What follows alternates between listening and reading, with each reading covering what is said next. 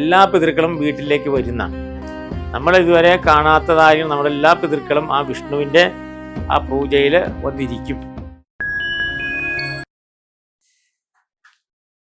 ഓം നമോ ഭഗവതേ വാസുദേവായ.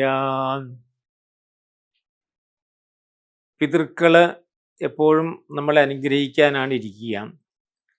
പക്ഷെ പിതൃക്കൾക്ക് അപ്രീതി വരുന്ന സന്ദർഭങ്ങളുണ്ട്. അപ്പം അങ്ങനെ വരുന്ന സമയത്ത് ഗരുഡപുരാണ പ്രകാരം നേരെ പറയുന്നത്, പിതൃക്കൾ തൃപ്തരായി കഴിഞ്ഞാൽ പിന്നെ എല്ലാവരും തൃപ്തരായി എന്നാണ്. അപ്പം അതുകൊണ്ടാണ് പിതൃക്കൾ സന്തുഷ്ടരാണെങ്കിൽ ദേവന്മാർ സന്തുഷ്ടരാകും.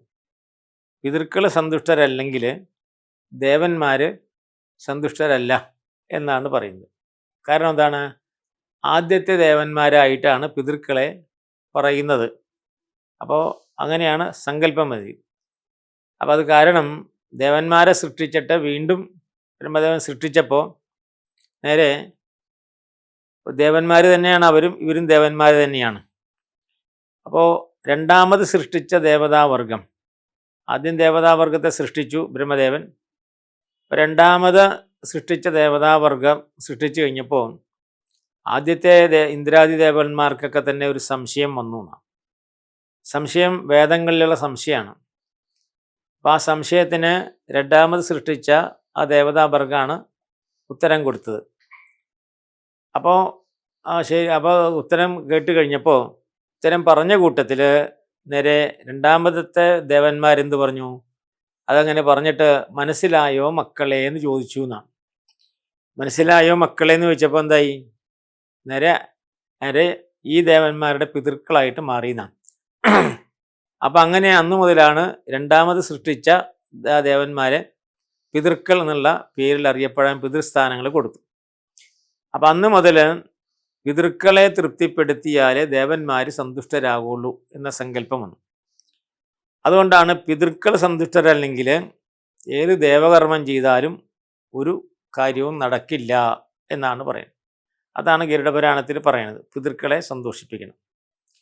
പിതൃക്കളെ സന്തോഷിപ്പിക്കാനായിട്ടാണ് നമ്മൾക്ക് പിതൃക്കൾക്ക് വേണ്ടിയുള്ളതായിരിക്കുന്ന പൂജകളുണ്ട്. അത് സാധാരണ അമാവാസിയിൽ ചെയ്യും. അമാവാസിയിലെ പൂജ പൂജ കാണും. അതേപോലെ പൗർണമിയിലെ പൂജ ദേവപൂജയുമാണ്. അപ്പോൾ അമാവാസി തോറും നേരെ പിതൃക്കൾക്ക് ആഹാരം കൊടുക്കുക എന്നുള്ളതാണ്. അവരെ പൂജിച്ച് ആഹാരം കൊടുക്കണം, അതാണ് വേണ്ടത്. അപ്പോൾ അതാണ് സാധാരണഗതിയിൽ ചെയ്യുന്നത്. അതല്ലെങ്കിൽ പുണ്യക്ഷേത്രങ്ങളിലും പുണ്യതീർത്ഥങ്ങളിലും പോകുമ്പോൾ പിതൃക്കളുടെ സാന്നിധ്യം അവിടെ ഉണ്ടാവും. അപ്പോൾ പുണ്യതീർത്ഥങ്ങളിൽ പോയി കഴിഞ്ഞാൽ പിതൃക്കളെ പൂജിക്കണം, പിതൃകർമ്മം ചെയ്യണമെന്നാണ്. ഇല്ലാത്തവനവിടെ പോയിട്ട് കാര്യമില്ല. ഇപ്പോൾ കാശിയായാലും ഗയയായാലും പമ്പയായാലും കാവേരി ആയാലും ഏത് പുണ്യതീർത്ഥത്തിൽ പോയാലും ശരി പിതൃക്കൾക്ക് പൂജ നടത്തണം. എന്നിട്ടേ ദേവപൂജ ചെയ്യാനായിട്ട് പാടുള്ളൂ, ഇല്ലെങ്കിൽ അത് വ്യർത്ഥമാണ് എന്നാണ് പറയുന്നത്. അപ്പോൾ അതിനാണ് പുണ്യതീർത്ഥങ്ങൾ സഞ്ചരിക്കണം, പുണ്യക്ഷേത്രങ്ങളിൽ പോയിട്ട് പിതൃകർമ്മങ്ങൾ ചെയ്യണം എന്ന് അനുശാസിക്കാനുള്ള കാരണം.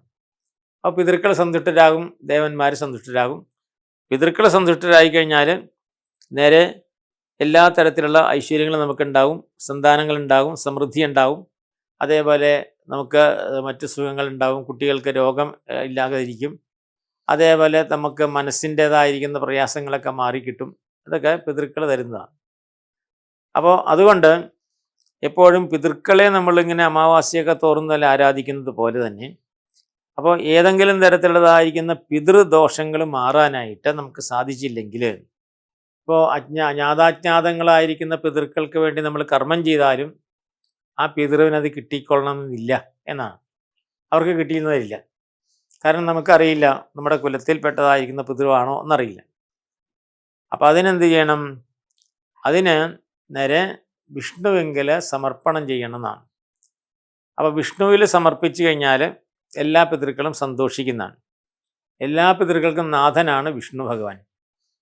അപ്പം അതുകൊണ്ടാണ് വിഷ്ണു പൂജ ചെയ്താൽ നേരെ എല്ലാ പിതൃക്കളെയും പൂജിച്ച ഫലമായിട്ട് കിട്ടും എന്ന് പറയും.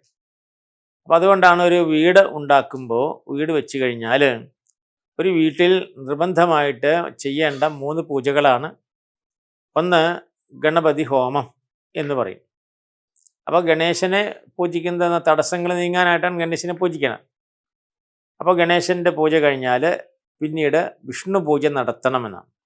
അപ്പോൾ ഗണേശ പൂജ കഴിഞ്ഞാൽ ഉടനെ തന്നെ ആരംഭിക്കാവുന്നതാണ് വിഷ്ണു പൂജ എന്ന് പറയും. അപ്പോൾ വിഷ്ണു പൂജയിൽ നേരെ എല്ലാ ദേവന്മാരുടെയും സാന്നിധ്യം ഉണ്ടാവും, പിതൃക്കളുടെ സാന്നിധ്യം ഉണ്ടാവും. അപ്പോൾ നേരെ വിഷ്ണുവിന് നിവേദ്യമൊക്കെ സമർപ്പിച്ച് കഴിഞ്ഞിട്ട് നേരെ പിതൃക്കൾ അതിൽ സന്തോഷിക്കും. പിന്നീട് പ്രകൃതീശ്വരിയാണ്, നമ്മുടെ പ്രകൃതി ചുറ്റുപാടുള്ള പ്രകൃതിയെ ആരാധിക്കുന്നതിനായിട്ടാണ് വൈകുന്നേരം ഭഗവതി സേവ നടത്തുക. ഭഗവതി എന്ന് പറയുമ്പോൾ ഇന്ന ഭഗവതി എന്നില്ല, ഈ പ്രകൃതിയാണ്. അപ്പോൾ പ്രകൃതിയെ ആരാധിക്കണം. അപ്പോൾ പിതൃക്കളെ ആരാധിച്ചു, ദേവന്മാരെ ആരാധിച്ചു, വിഘ്നേശ്വരനായിരിക്കുന്ന ഗണപതി, എല്ലാ വിഘ്നവും തീർക്കാൻ ഗണപതി ആരാധിച്ചു. ഇതാണ് ഒരു ഗ്രഹത്തിൽ വർഷത്തിലൊരിക്കൽ ചെയ്യണം എന്നാണ് പറയാം. വർഷത്തിലൊരിക്കലെങ്കിലും ചെയ്യണമെന്ന് പറയും. അപ്പം എന്തുകൊണ്ടാണ് പിതൃക്കളെ നമുക്ക് അറിയാതെ പോയി പിതൃകർമ്മങ്ങൾ നമുക്ക് ചെയ്യാൻ പറ്റിയില്ലെങ്കിലും വിഷ്ണു പൂജ ചെയ്താൽ അതെല്ലാം തന്നെ മാറും എന്ന് പറയാൻ കാരണം എന്താണ് എന്ന് ചോദിച്ചാൽ, പുരാണങ്ങൾ ഗരുഡപുരാണമായാലും അതേപോലെ മറ്റു പുരാണങ്ങളൊക്കെ തന്നെ എടുത്തു പറയുന്നത് എന്താണ്, നേരെ ഒരു വിഷ്ണു നൈവേദ്യം ഭുജിച്ചു കഴിഞ്ഞാൽ നേരെ പിതൃക്കൾ സന്തുഷ്ടരായിട്ട് തീരും എന്നാണ് പറയുന്നത്. അപ്പം അതുകൊണ്ട് പിതൃക്കൾക്ക് പോലും വളരെ സ്വീകാര്യമാണ് വിഷ്ണു നൈവേദ്യം എന്നാണ് പറയുന്നത്. സാധാരണഗതിക്ക് പിതൃക്കൾക്ക് മറ്റ് ദേവന്മാർക്ക് കൊടുത്ത നിവേദ്യം അവർ ഭക്ഷിക്കില്ല. ദേവന്മാർക്ക് നിവേദ്യം കൊടുത്തിട്ട് നമ്മളത് ഭക്ഷിക്കും, നമുക്കത് ഇഷ്ടമാണ്. പക്ഷേ മറ്റ് ദേവന്മാർക്ക് നിവേദിച്ചതായിരിക്കുമ്പോൾ ഗണപതി ഹോമത്തിൻ്റെ പ്രസാദം പിതൃക്കൾ തൊടില്ല.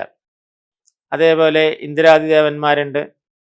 അതേപോലെ തന്നെ നമ്മൾ സുബ്രഹ്മണ്യന് നേരെ ഒരു പാനകം കഴിച്ചു, അപ്പോൾ അത് പിതൃക്കളൊന്നും സ്വീകരിക്കില്ല.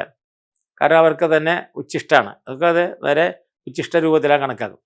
നേരെ മറിച്ച് വിഷ്ണു നൈവേദ്യം പിതൃക്കൾക്ക് പോലും വളരെ പ്രിയമാണ് എന്നാണ് പറയുന്നത്. അപ്പോൾ അതുകൊണ്ടാണ് വിഷ്ണുവിന് നിവേദിച്ചു കഴിഞ്ഞാൽ പിതൃക്കൾ നേരെ സന്തോഷിക്കും, ആ നിവേദ്യം പിതൃക്കൾ സ്വീകരിക്കും എന്നാണ്. വിഷ്ണു നൈവേദ്യം പിതൃക്കൾ നേരെ കാത്തിരുന്ന് സ്വീകരിക്കുന്നത്. കാരണം പിതൃക്കൾക്ക് സന്തോഷമാണ്, അവർക്ക് മോക്ഷപ്രധാനമാണ്.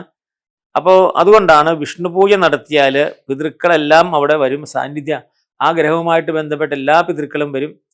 അപ്പോൾ ആ നിവേദ്യം നമ്മൾ അവർക്ക് കൊടുക്കുകയും ചെയ്യും. ഇപ്പോൾ വിഷ്ണുവിന് നിവേദിച്ചു കഴിഞ്ഞാൽ നേരെ നമ്മൾ ആ പിതൃക്കൾ നേരെ അത് സ്വീകരിച്ചോളും. അവർ കണ്ടാൽ മതി, പിതൃക്കൾ നേരെ ആ നിവേദ്യം കണ്ടു കഴിഞ്ഞാൽ മതി. അപ്പോൾ അവർക്ക് കൊടുക്കണമെന്നില്ല. അപ്പോൾ സാധാരണഗതിക്ക് നിവേദ്യം കഴിഞ്ഞാൽ വിഷ്ണുവിനെ നിവേദിച്ചിട്ട് അത് മാറ്റിവെക്കും, ഒരു ഭാഗം മാറ്റി വയ്ക്കുമ്പോൾ അത് പിതൃക്കൾക്കായിട്ടാണ്, മറുഭാഗമാണ് നമുക്കായിട്ട് തരിക. അപ്പോൾ അതാണ് വിഷ്ണു നൈവേദ്യത്തിൻ്റെ പ്രത്യേകത എന്നാണ്. അപ്പോൾ അതുകൊണ്ടാണ് വിഷ്ണു നൈവേദ്യം ഭുജിക്കാനും ഭാഗ്യം വേണം എന്നുള്ള പാട്ട് വരാൻ കാരണം അതാണ്.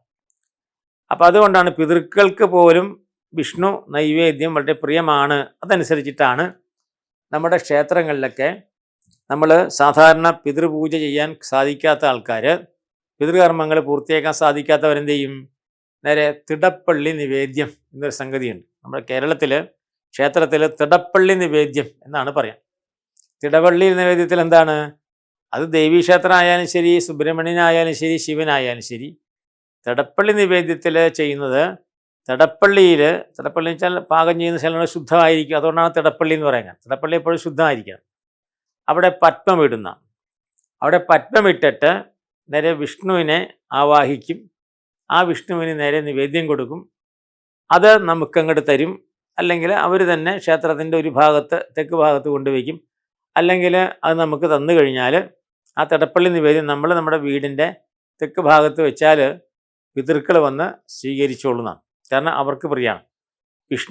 വിഷ്ണുവിന് നിവേദിച്ചതിൻ്റെ ബാക്കി പിതൃക്കൾക്ക് സന്തോഷമാണ്, ഏറ്റവും ഇഷ്ടമാണെന്നാണ് പറയുന്നത്.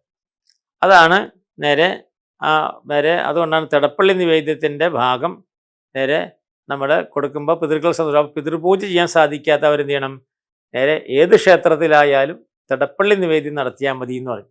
കാരണം തിടപ്പള്ളി നിവേദ്യത്തിൽ ആ ക്ഷേത്രത്തിലെ ദേവിയല്ല പൂജിക്കുക, വിഷ്ണുവിനെയാണ് പൂജിക്കുക. പത്മം ഇട്ടിട്ട് വിഷ്ണുവിനെ ആവാഹിച്ചിട്ടാണ് പൂജിക്കുക. ഇപ്പോൾ എറണാകുളം ജില്ലയിൽ നേരെ നമുക്ക് അറിയാവുന്ന സ്ഥലമാണ്. നമ്മളിപ്പോൾ എല്ലാവരും നേരെ പോയി കഴിഞ്ഞാൽ നെട്ടൂർ സ്ഥലമുണ്ട്. ഇവിടെ നെട്ടൂരുണ്ട്. നെട്ടൂര് ഒരു ഭാഗത്ത് ശിവനാണ്, ഇപ്പോഴത്തെ വിഷ്ണുവാണ്. അപ്പോൾ നെട്ടൂർ പോയിട്ട് കർക്കിടക മാസത്തിലൊക്കെ കർത്തവാവിന് പോയി കഴിഞ്ഞിട്ട് നേരെ എന്ത് ചെയ്യും, നേരെ വിഷ്ണുവിൻ്റെ നിവേദ്യമാണ് വാങ്ങിക്കുക. ശിവൻ്റെ നിവേദ്യം അപ്പുറത്ത് ശിവക്ഷേത്രമുണ്ട്, അത് വാങ്ങിക്കില്ല. വിഷ്ണുവിൻ്റെ തടപ്പള്ളിയിൽ വിഷ്ണുവിന് നിവേദിച്ച നിവേദ്യം നേരെ നമുക്ക് തരും. അത് നമുക്ക് ശിവൻ്റെ ക്ഷേത്രത്തിൻ്റെ അപ്പുറത്ത്, ഇവിടെ അല്ല വയ്ക്കുക, കുറച്ച് അപ്പുറത്തായിട്ട് അല്ലെങ്കിൽ പുറത്തൊക്കെ എവിടെയെങ്കിലും, പിന്നെ ആ ഒരു പുറത്ത് റെയിലാണ്, അപ്പോൾ റെയിലിൻ്റെ അടുത്തൊക്കെ കൊണ്ടുവയ്ക്കും. അപ്പോൾ എവിടെ വെച്ചാലും നേരെ പിതൃക്കളൊന്ന് കാക്കകളൊന്ന് കൊത്തിക്കൊണ്ട് വെക്കും. അതുകൊണ്ടാണ് ഒരു ഗ്രഹത്തിൽ വിഷ്ണു പൂജ ചെയ്യണം. പുതുതായിട്ട് വീട് നിർമ്മിച്ചാൽ വിഷ്ണു പൂജ ചെയ്യണം. വർഷത്തിലൊരിക്കൽ വിഷ്ണു പൂജ നിർബന്ധമായിട്ട് ചെയ്യണം എന്ന് പറയാൻ കാരണം, അപ്പോൾ ആ വിഷ്ണു പൂജ പല രൂപത്തിൽ ചെയ്യും. അപ്പോൾ വിഷ്ണു പൂജയിൽ പത്മമിട്ട് നേരെ ഒരു പൂജയാണ്. അപ്പോൾ അതിൽ ചില ആൾക്കാർ സുദർശന പൂജ ആ കൂട്ടത്തിൽ ചെയ്യും. അപ്പോൾ അത് പലതും ചെയ്യും. പക്ഷേ വിഷ്ണുവിനെ ആണ് പ്രധാനമായിട്ട് പൂജിക്കുക. അപ്പോൾ ആ പൂജയിൽ നിവേദ്യം നേരെ തെക്ക് ഭാഗത്ത് വെച്ചാൽ പിതൃക്കളെ സന്തോഷിക്കും. എല്ലാ പിതൃക്കളും വീട്ടിലേക്ക് വരുന്നതാണ്. നമ്മളിതുവരെ കാണാത്തതായും നമ്മളെല്ലാ പിതൃക്കളും ആ വിഷ്ണുവിൻ്റെ ആ പൂജയിൽ വന്നിരിക്കും. മാത്രമല്ല, വിഷ്ണു പൂജ പൂർത്തിയാകുന്നത് എങ്ങനെയാണ്? വിഷ്ണു സഹസ്രനാമ ജപത്തിലാണ്. അപ്പോൾ വിഷ്ണു സഹസ്രനാമം ജപിച്ചു കഴിഞ്ഞാൽ എല്ലാവരും ശുദ്ധമായി തീർന്നു എന്നാണ്. അപ്പോൾ ഈ സർവ്വദോഷങ്ങളും തീരാനായിട്ടാണ് വിഷ്ണു സഹസ്രനാമം ജപിക്കുക. ഏതൊരു കർമ്മത്തിൻ്റെയും അവസാനത്തിൽ വിഷ്ണു സഹസ്രനാമം ജപിക്കണം എന്നാണ് പറയുന്നത്. കർമ്മങ്ങൾ പൂർത്തീകരിക്കാനായിട്ടാണ് വിഷ്ണു സഹസ്രനാമം ജപിക്കുക.